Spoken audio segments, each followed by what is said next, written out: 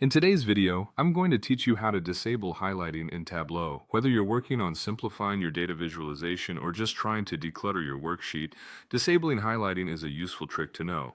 So let's dive right in. First things first, you'll need to open the Tableau desktop app. If you haven't opened it yet, now would be a good time to do so. Once you're in, navigate to the worksheet that you're currently working on. It's important to be on the right worksheet before you proceed, as this is where you'll make all the necessary adjustments. After you've accessed your worksheet, the next step is to select the specific sheet from which you want to remove the highlighting. This is crucial since the changes you're about to make will only apply to the sheet you select. Now, observe the top menu and click on Analysis. This menu hosts a wide variety of tools and options, but for now, we're only interested in constructing a calculated field. Within the Analysis menu, you'll want to select the option to Create Calculated Field. A dialog box pops up inviting you to name this new field. You can choose any name you like, something relevant to your task would be ideal.